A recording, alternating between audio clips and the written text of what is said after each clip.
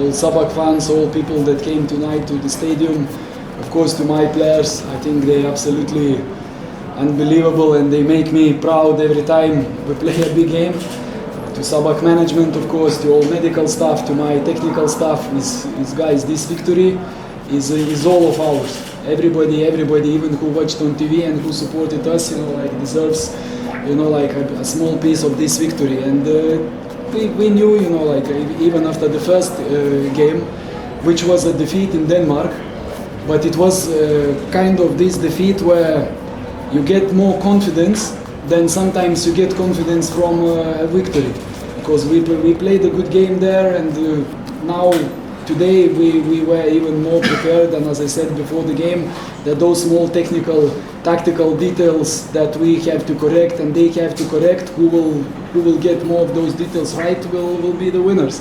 Of course, in the first half, opponent had one very good chance, and then we were lucky and goalkeeper saved us, but that's what goalkeepers are for. But from the beginning of the game, I think we dominated totally. We had a good rhythm, and opponent did not try to press us as much as they did in Denmark. And when we get the rhythm and when we started to play, it was just that psychological obstacle for that first goal to come. But when the first goal came, I think we were even more relaxed, and especially with second goal, opponent needed to go a little bit more up, left spaces for us, and we used our fast players very well in those situations. Another 2 goals, and congratulations guys to all of you. And now is our time, straight to celebrate a little bit, to be happy tonight. But already, later in the night, we checked the result, we watched the game of Crvena Zvezda and Beersheva, and to prepare also for the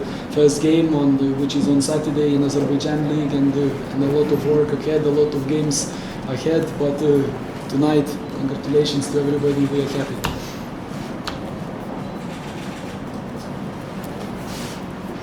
Əvvəlcə bütün Azərbaycan azarkeşlərini, Sabah azarkeşlərini, öz oyuncularımı, bura toplaşan hər kəsi təbrik eləmək istəyirəm. Rəhbərliyimizi, staffımızı, texniki, tibbi staffımızı, hər birini ayrıca təşəkkür edirəm və təbrik edirəm. Mən bugünkü oyundan görə öz oyuncularımla qürur duyuram. Oyuncularımı təbrik edirəm bugünkü qalibiyyət münasibəti ilə. Sizlərə təşəkkür edirəm. Ekran qarşısında oturmuş azarkeşlərə təşəkkür edirəm. Bugünkü qalibiyyətdə əlbəttə ki, hər birinizin kiçik də olsa payı var. Biz ilk oyunda, məğlub olduğumuz səfər oyununda bilirdik ki, artıq bu məğlubiyyətdən sonra özümüzə nəticələr, dərslər çıxartmışdıq. Bu məğlubiyyətdən sonra daha çox inam, daha çox özümüzə güvən əldə etmişdik və deyə bilərəm ki, daha da çox hazırlıqlıydıq. Oyun öncəsi mətbuat konferansında da qeyd etmişdim bunu. Bugün kim daha hazırlı olacaqsa, kim edilən səhvlər var idi ki, bu səhvləri düzgün düzəliş edib meydançada düzgün icra edəcəksə, bugün qalib komanda o komanda olacaqdı. Və detallar bugün həqiqətən çox önəmli rol oldu. Düzgün şəkildə bu detallar, səhvləri təhlil edib, düzəldib meydançada düzgün göstərişləri yerinə yetirən komanda bugün qalib ayrıldı. Birinci hissə barəsində onu deyə bilərəm ki, birinci hissə rəqibin sadəcə bir qol fürsəti oldu ki, qapıçımız düzgün, çox yaxşı çıxış elədi, bizi xilas elədi. Qapıçılar da bunun üçündür ki, qapılarını toxunulmaz saxlasınlar. Amma oyunun başlanğıcından etibarən sonuna qədər dominant tərəf, oyuna nəzarət edən tərəf, istəkli olan tərəf biz idik.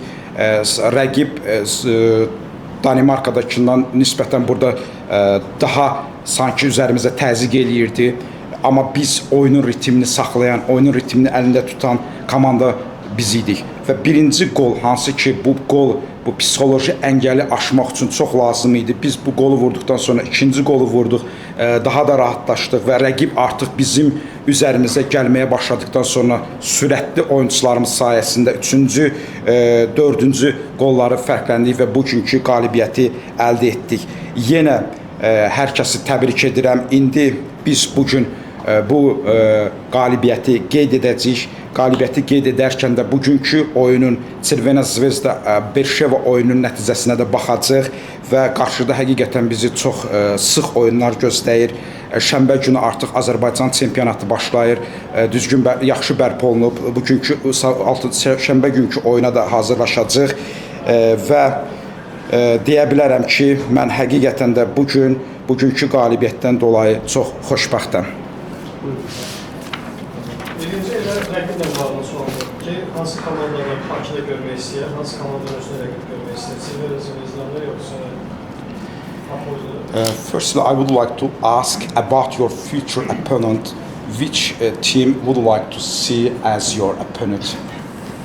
Really, what can Apollo I tell you? We don't even know which opponent will be, and I really not gonna go into discussions which opponent will be better for us. But all my thought now, after analyzing this game, will be Kapaz, and this is very difficult to prepare because it's the first game. We don't know the opponent, we don't know the players, and that is straight on my head. Like it's now because I know the emotions will be different, the mood will be different, the intensity of the game will be different. So at the moment, this is my thoughts as far as Saturday and Kapaz. I cannot even discuss at the moment about Crvena Zvezda or Berşeva. Mən hal-hazırda bunu heç açıqcası səmimi şəkildə desəm heç müzakirə belə eləmək istəmirəm. Çünki bilmirik bizim üçün kimin rəqib kimi gəlməsi daha yaxşı olardı. İlk öncə olaraq biz bu oyunu təhlil etdikdən sonra Kəpəz oyununa hazırlaşmağa başlayacaq. Çünki bizim üçün çox çətin bir oyun olacaq. Kəpəz oyunu çünki rəqibi tanımırıq. Yeni oyunçular var və bizi birinci oyunumuz olacaq və birbaşa artıq fərqli emosiyalar, fərqli əhval-ruhiyyə olacaq. Ona görə də hal-hazırda mənim başımda qarşıdan gələn rəqib yox, sadəcə və sadəcə Kəpəz var. Sabahın ev oyunlarına baxırıq, 2-0'lık, 1-0'lık və 4-0'lık qələbələr var. Səfər qələbələri bir yana, amma ev oyununda qazanılan qələbələr kifayət edən qalacaq 50-ci Sabah üçün. Amma burada 50-ci məqamlardan biri qol buraxmadan qələbə qazanması. Yəni Sabah öz meydanında rəqiblərə qol vurmaq şansı vermir. Bunun xüsusi bir sehri, xüsusi bir iksiri varmı? Yoxsa azarkeşin bir dəstəyi, nələr gəlir qapını toplunmasına? If you look at Sabah's home match, you have won all your three opponents with the score 1-0, 1-0 and 4-0, and today you won a very decisive match, and you won all this match without conceding a goal. Do you have a special recipe, like special secret, or thanks to support of our fans, opponent, we achieved these achievements? I think the first game against NS we won 2-0, then against Kups was 1-0 and now it's 4-0. So no, there is not a special recipe. We play against every opponent how we want to play. We want to dominate. We want to play from position of power, and of course we want goals. And we are this team that never gonna be satisfied with one goal and then protecting the lead. You score one goal, we straight going for the second. We have two, we go for number 3, and that's how we try to play. Of course, different opponents, different tactics. Some opponents come here, like if you remember how we play against NS and against Kups, they were more defensive teams. They were defending with very big numbers in their own penalty box. It's not easy to score in this type of game. Today, as I said, it was difficult to score that first goal, but first goal went in, then the second goal was from set piece, and then we had all the space in the world, and we could use that space even more in our advantage. I think 2 goals that we scored, we had another 3 or 4 very good chances to score even more, but of course, in football you're not going to use all the chances. If we're scoring every game 4 goals, I would be more than happy. Mən deyə bilərəm ki, bunun xüsusi bir yoxdur, səbəbi yoxdur. Biz ilk dəqiqələrdən etibarən hər zaman çalışırıq ki, dominant olan tərəf biz olaq, rəqibə öz oyunumuzu oynamağa məcbur edən tərəf biz olaq. Düzdür, bir gol vurduqdan sonra biz kifayətlənmirik ki, bir gol vurduq, bəsdir. Yox, biz daha da ikinci golu vurmaq istəyirik, üçüncü gol vurmaq istəyirik, dördüncü gol vuran tərəf olmaq istəyirik. Burada oynadığımız rəqiblər də fərqli rəqiblər idi. TNS və Kups daha çox müdafiəyə fikir verən rəqiblər idi. Daha çox müdafiəni düşünürdülər. Cərimə meydançasında çox sayda oyunçu ilə müdafiə olunurdular və bu tip komandalara gol vurmaq bir balaca çətin idi. Amma bugünkü rəqibimiz birinci gol bizim üçün çox önəmli idi. Birinci golu vurduqdan sonra ikinci gol standart vəziyyətdən gəldi. Üçüncü, dördüncü gollar rəqib artıq üzərimizə gəldi. Çox boşluqlar verdi ki, biz həqiqətən bu böyük boşluqları istifadə edib daha çox gollar vura bilərdik. Amma futbol elə bir oyundur ki, bəzən əlinə düşən bütün fürsətlərdən də yararlana bilmirsən. Əgər bütün əlinə düşən fürsətlərdən yararlansan, bəzən böyük hesablı qalibiyyətlər əldə edə bilərsən ki, əgər biz də hər dəfə bu cür hesablar qeyd alınsa, mən çox xoşbəxt bir baş məşqçi olaraq.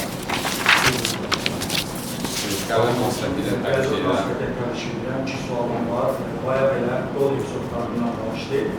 Bu qədər gol epizodları yaranır, amma istifadə olunmur. Bəlkə yaxşı bir mərkəz hücumçuya ehtiyac var. Bu birinci sualdır. İkinci sual ondan ibarətdir ki, uzun bir marafona başlayır sabah. Həm ölkə çempionatında, həm də Avropa qruplarında mübarizə aparacaq. Bu günləri heyətdə iki qapısı var. Pakatürov, bir də Cavan Amir Ramazanov. Pakatürov zədələnsə, gənc Amir Ramazanovun ümidinə qalacaq. Bir qapısı da transfer etmək gündəmdədirmi?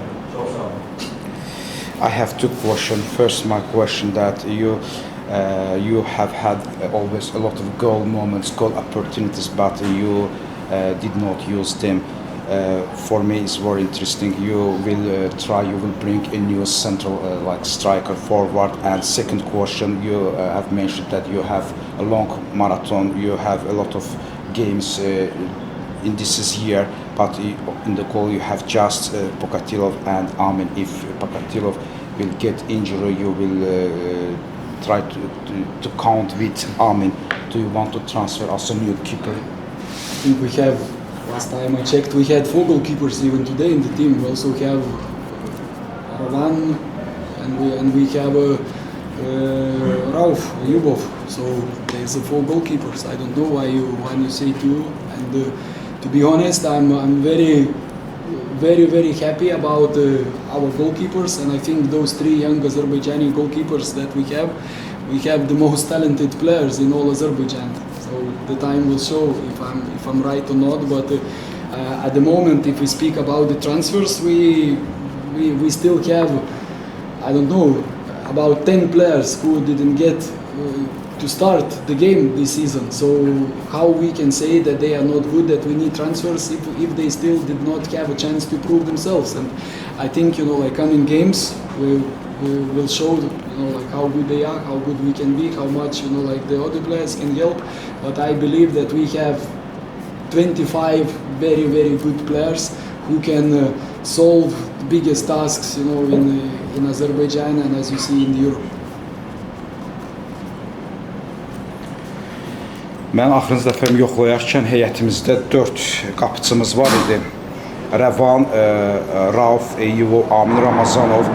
Mən səmimi şəkildə demək istəyirəm ki, bu 3 gənc Azərbaycanlı qapıçısı çox istedadlıdır və mən bu qapıçılarımıza güvənirəm və mənim zaman haqlı olduğumu da yəqin ki göstərəcək. Transfer məsələlərinə gəldikdə isə onu qeyd edim ki, bizdə yanılmıramsa 10 oyuncumuz var ki, 10 oyuncumuz hələlik ilk 11-likdə başlamayıblar. Necə demək olar ki, məsəl üçün bu oyuncularımız yaxşı deyillər. Bu oyuncularımız mən inanıram və bilirəm ki, bu oyuncularımız çox keyfiyyətli oyunculardır və onlar bizə gələcək oyunlarda, qarşıdakı gələn oyunlarda özlərini kömək edəcəklər, özlərini sübut edəcəklər və onu qeyd edim ki, bizim heyətimizdə 25 dənə çox yaxşı oyunçumuz var və onlar hər cür tapşırıq, istər Avropa Liqasında olsun, Çempionlar Liqasında olsun, istər Azərbaycan çempionatında olsun, verilən hər bir tapşırığı yerinə yetirməyə hazırdırlar.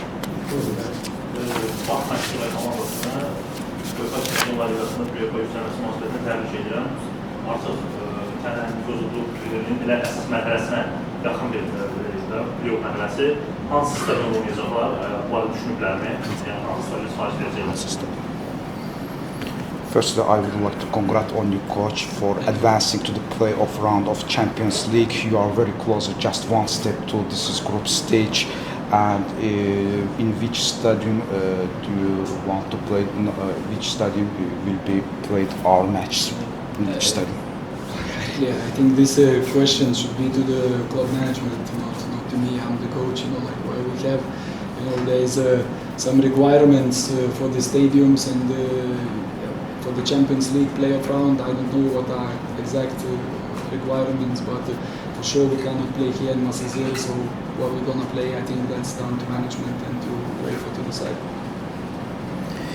Bu daha çox rəhbərliyə veriləcək bir sualdır. Çünki bəzi tələblər, qayda-qanunlar var və bu tələblər və qayda-qanunlara görə artıq biz Masazırda 100% oynaya bilmərik. Amma harda oynayacaq, necə olacaq, bu artıq rəhbərliyə və UEFA-nın qayda-qanunlarına əsasən veriləcək bir qərardır. Qəribə münasibəti ilə təşəkkür edirəm. Sualım odur ki, 58-ci dəqiqədə Michels Patrik Embina meydanı tərk edir və Michels hücumun sivri hücumuna keçir. Bundan bir dəqiqə sonra 59-cu dəqiqədə Michels məhsullar ötürmə edir Velko Smiçə və 73-cü dəqiqədə özü qoldurur Michelsin. Və həmin dəqiqəyə qədər Embina meydanı tərk edilənə qədər görünürdü ki, sol cinahda Michels biz gördüyümüz, yəni Michels deyil, biraz formasına aşağı idi. Amma yəni yorulsa belə 68-ci dəqiqədən sonra əli qola açıldı və tam istədiyi oyunu oynadı və 4 gol da elə ondan sonra gəldi. Bir gol, bir məsul ötürmədə öz elədi. Yəni düşünmək olarmı ki, bundan sonraki oyunlarda Michels elə hücumun sivri hücumunda oynayacaq və Moldanın keçmiş mövqeyində başqa bir futbolçu sınaya bilər start heyətində. First, I would like to congratulate on you with the victory and say big thanks for this achievement. Thank you. When Embina subbed up 58 minutes, after 1 minute, Michels gave assist, and in the 73rd minute, Michels scored a goal. And after 86 minutes, again we scored a goal. It seemed that Michels on the left wing, he did not play how he wanted, but after changing his place, he showed like his productivity. In the future games, we can see Michels again in the up front like a main striker, and you will test like in Malouda's position another player. Yes, absolutely. He can play in both positions, and I think it's very beneficial for us. And I really believe that we have so many universal players in attack that who can play on the left, on right, down through the center, who can switch positions. And this is, I think, a dream for every coach. And if you saw the first game in Denmark, we had a team, our opponent, play a lot of, with the tactics of man marking on all of the pitch. And you can get a lot of advantage and to find the space with your movement. And when we introduced in the first game Orfe Embina, he had like a lot of space in 1v1 situations, and he was very beneficial. And in that game, he really helped us to win the initiative and to finish the game like in dominant position. So this game, it was a little bit different. We expected that the opponent also will press us more, and then we can find similar spaces, but they dropped and the space was not there. So it was a little bit more difficult for everybody. But I think even in defensive situations, Michels went on the left, but in attack he was most of the time inside, or he had freedom to play where he can find the space. And the first goal, yes, Michels gave an assist, but it was a very good team pressure moment where opponents made a mistake playing from the back, and then still after that after that assist, there was a lot of things to do to score that goal. But I'm pleased for absolutely every player who came on the pitch today, even for those guys who went even for 1 minute at the end of the game. But Orfe, he really did his job, and if you see, like a lot of times happens here in Azerbaijan and Baku, that if you have a rhythm and you can dominate with the ball and you can tie out the opponent, the goals can come 70, 75th, 80th minute when the opponent's getting tired and it's difficult to keep that focus and concentration. So I think more or less is exactly what happened today.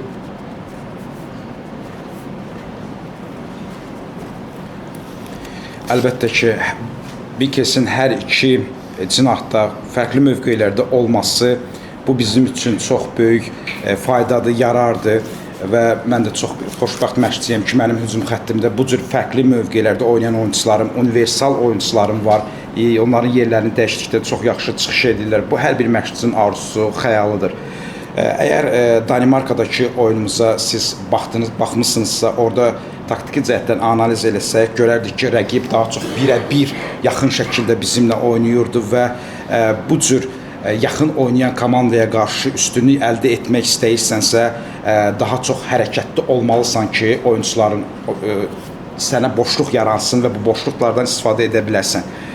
Orfi orada meydana daxil olduqdan sonra çox yaxşı boşluq yaratdı. Birə-birlərdə çox bizə faydalı idi və təşəbbüsün bizim tərəfimizə keçməyində çox böyük Danimarkada rol oynadı və bugün isə biz tamamilə fərqli bir oyun gördük. Çünki biz gözləyirdik ki, rəqib daha çox bizə təzyiq edəcək bugün, amma rəqib geri çəkildi və geri çəkilərkən də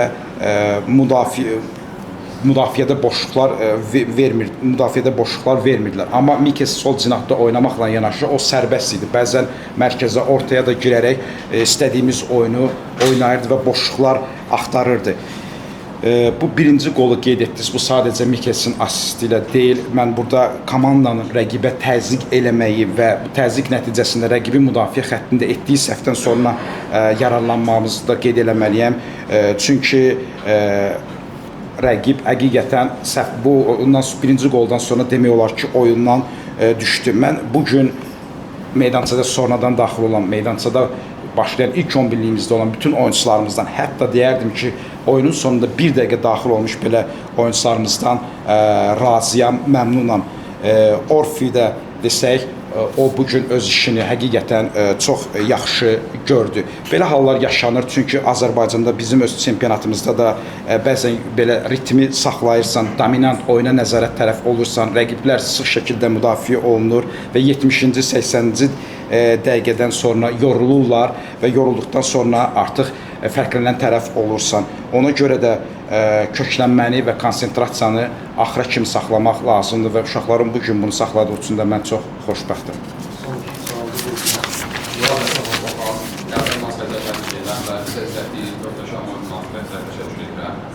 Sualım çox qısa olacaq. Severina bir neçə üç dəfə epizodda sol ayaqla zərbə edilməyə çalışsa da zərbə vurmağına ayrıla bilmədi. Lakin sonda sağ ayaqla zərbə vurub gol vurdu. Sadəcə maraqlıdır ki, bu baş məşqçinin xüsusi tapşırığı idi, yoxsa futbolçuları gerekir.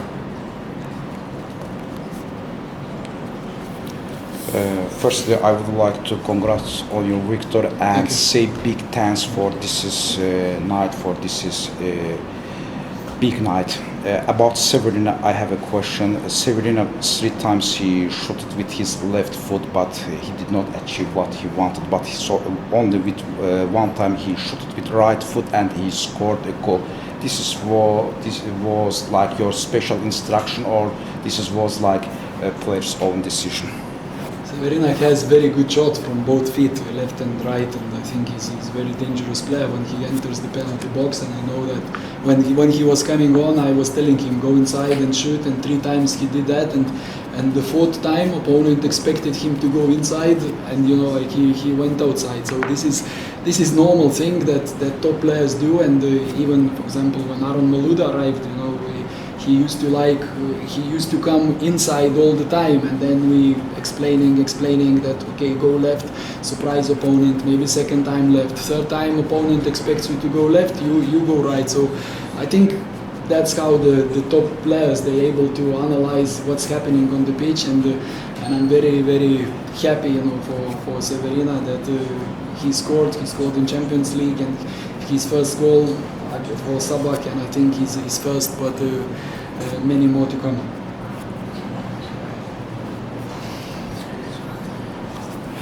Əlbəttə ki, Severina hər iki ayağını möhtəşəm şəkildə istifadə edilən bir oyunçumuzdur. Hər iki ayağı ilə çoxlu təhlükəli zərbələr endirə bilən bir oyunçudur.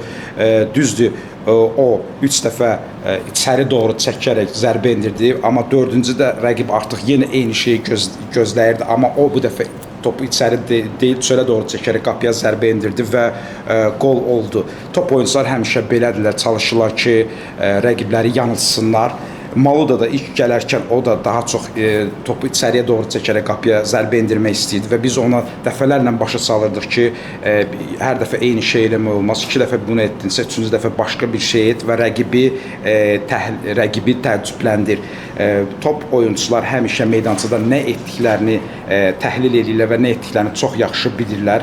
Bu Severina'nın sabahda Çempionlar Liqasında ilk qolu idi və mən ona meydançaya daxil olmamışdan qabaqda da ona belə bir təlimat vermişdim ki, daha çox qapıya zərbələr endir və mən inanıram ki, ilk qolu bugün vurdu, Severina daha çox qollar vuracaq.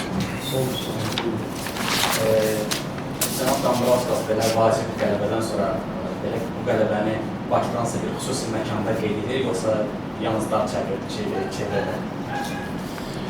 First, congrats on your victory, Mr. Valdas. After this special victory, how he will celebrate this victory in any place of Baku or with his own fun?